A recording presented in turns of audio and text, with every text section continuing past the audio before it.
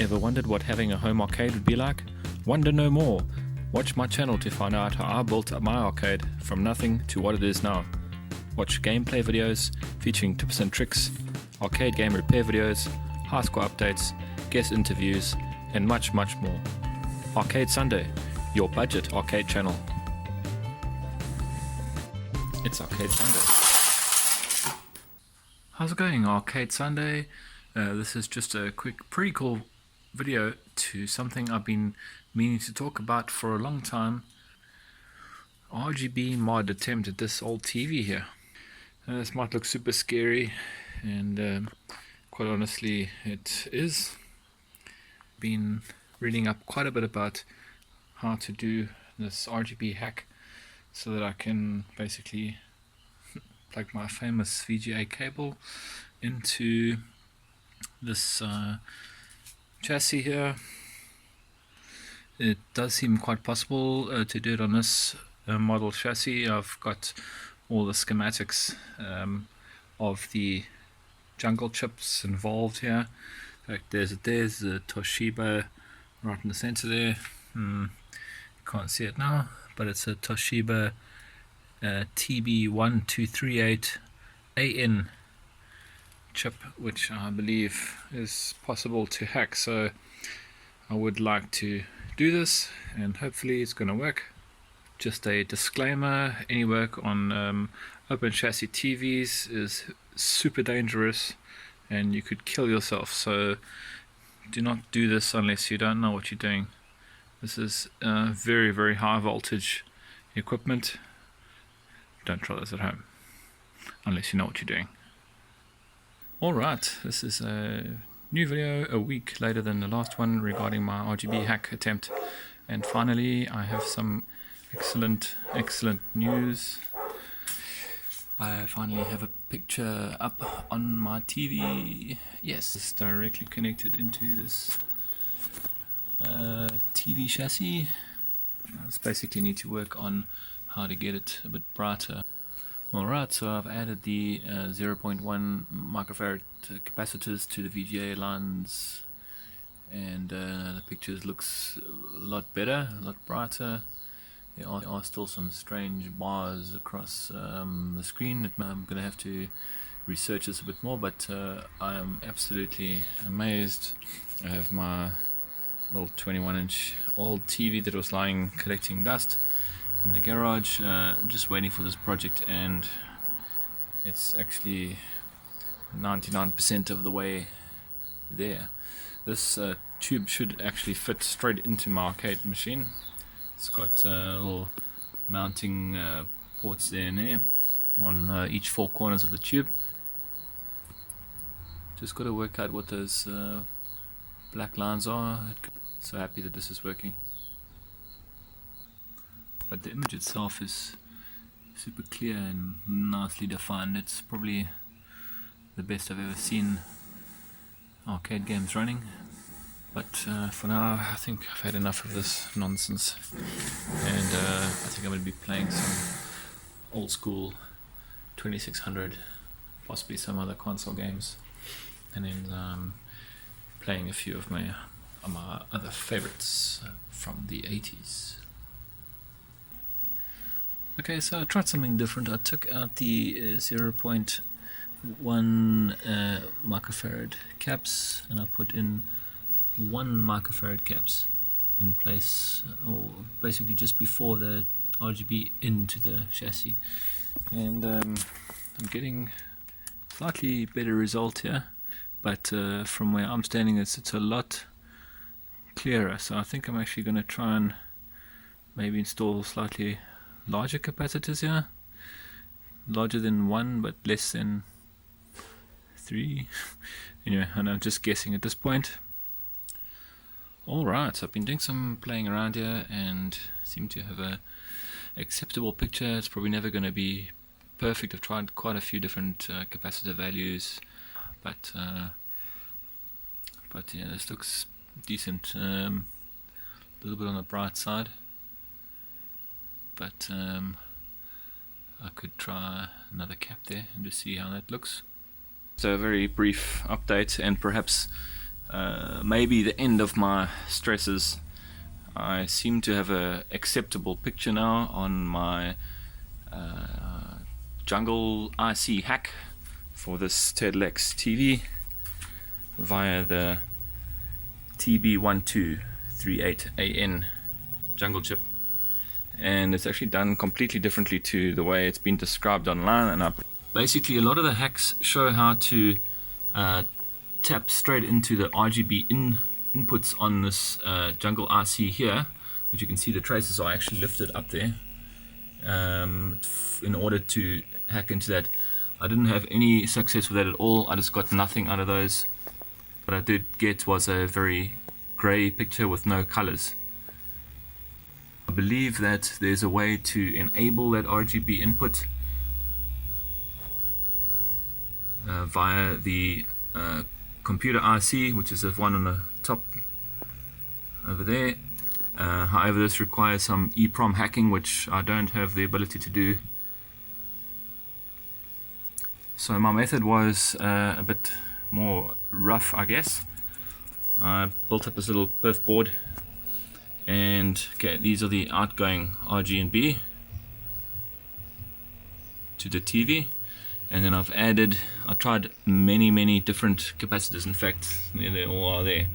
I've even tried using resistors to ground the incoming line, which results in no difference. So I've just gone up in capacitance here. I'm using 10 microfarad caps here, which output directly into the OSD out lines on this chassis, which are actually pins 18, 19 and 20 over here, not these ones I've highlighted here. These do not work. I don't know why.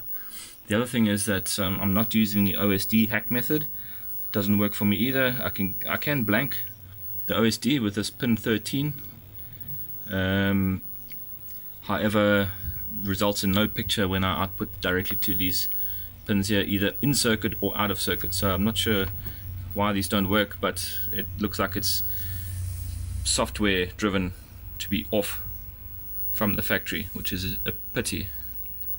Nonetheless, my hack works straight out of RGB into the output. So I'm actually inserting an image straight to the neck board effectively through these pins. If you follow this line, they go through here and straight out. This is the tube area, so it's going straight into these lines here.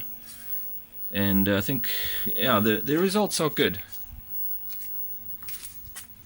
Probably not the best, but certainly looks very decent, very well defined. There's no ghosting or no picture problems really. It's actually a very decent picture. The only problem I see perhaps is that there's a slight black level issue, which, there you go, you can see it. There's a kind of a grayish in the background, which again I can adjust using the standard screen. I'll just do this now. I can adjust this down. The picture just becomes very dark or too dark to work. So a point that it's happy. See, there's good black, but in the picture overall is too dark. So yeah, it's just a matter of perhaps playing with that control and seeing what works for your setup. I mean, for me, I think this is really good enough. I'm very happy now. I've been fighting with this thing for about 3 weeks and trying different things, and nothing's been working. So I think I'm gonna call this a win. The next step will obviously be to insert all of this junk into my cabinet, which is not going to be fun, but that's, at least I know it's fundamentally working.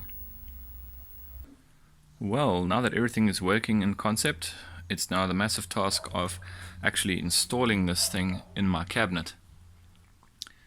I'm not really looking forward to doing this, as it's going to be quite a thing. I'm going to have to discharge this CRT first, obviously, to remove anode cap and then just place everything back into place. I'm going to have to make provision for additional power plug for this TV. Okay, so I've already taken the chassis out of here. Just a matter of removing this monitor, which is not going to be fun.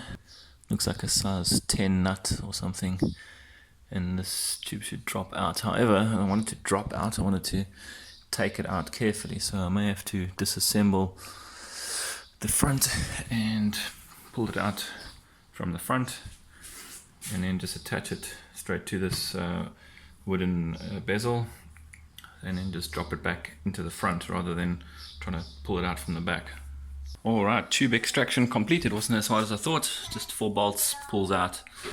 Alright, so this is the new tube. I've just pulled it out of the CRT bezel, very easy. I had to take some of the artwork off to get to the screws in the front here. I think I may just pull this bezel out and try and work with it on a bench instead of trying to hold this thing up. It's very heavy. And this is what my machine would look like with a tiny screen. Okay, so the bezel is removed. I have it here. I'm going to see if I can either move these little things here that hold the monitor in place, try and move it in a bit so it can accommodate the new tube. Okay, so the monitor bezel is out. I've converted it. I just drilled more holes offset to the sides, and now I can drop the tube in. Wow, it was super difficult. I'm actually out of breath now. Holding up this bezel with a tube in it and trying to position it is very difficult. It's super heavy, but it's in. I'm just obviously trying to fix all this old artwork here and clean it up, put the plexi back in, clean it up the tube. It's all full of fingerprints and stuff now, obviously. Wow, what a mission. Okay, so another cup of coffee, and I have placed the bezel back in along with the plexi. It's about to just give it a bit of a clean with some of this glass cleaning stuff, but basically it's looking good. Okay, on first power up, everything went as planned. All my lights came on, screen is on, picture's there, picture looks great. I'm just gonna try and, oh, even my controls work first time. I'm amazed. Okay, that's great. So let's get something on here. We haven't played for a while, and give it a go, because it could be a lot of fun to see what it looks like too. I haven't played Samurai Showdown 2 for quite some time, but it should be a good demo or a good showcase of this monitor and its clarity. So let me know. Nice. May need to adjust the screen brightness very slightly, but I'm just going to let it warm up first and then make adjustments only when it's warm, which is about 10 minutes possibly. Lovely. All up and running. Okay, so the cleanup will begin shortly. This is everything I've been using to do this project. It's actually a crazy amount of things that I've used, but anyway, it's all done, and the end result is over here. Beautiful. I never thought I would actually say this, but it actually looks so good that it almost looks too perfect. It's unbelievable. Look at that. Such good convergence on this monitor. It's amazing. This convergence looks absolutely perfect to the normal person looking at it. It is a bit out, but not much. Well, I hope you enjoyed that video, and if you have any questions about CRT hacking, there's a lot of resources online, especially the Shmups forums. There's a lot of resources. That's where I got started, and most projects seem to start with Shmups forums. So have a look there. If you have any questions about my particular TV hack, please let me know and I'll do my best to answer. Cheers for now. Happy arcading. This is going to be a good weekend. Cheers for now. Just when you thought the workspace was empty, there's a new project on the table.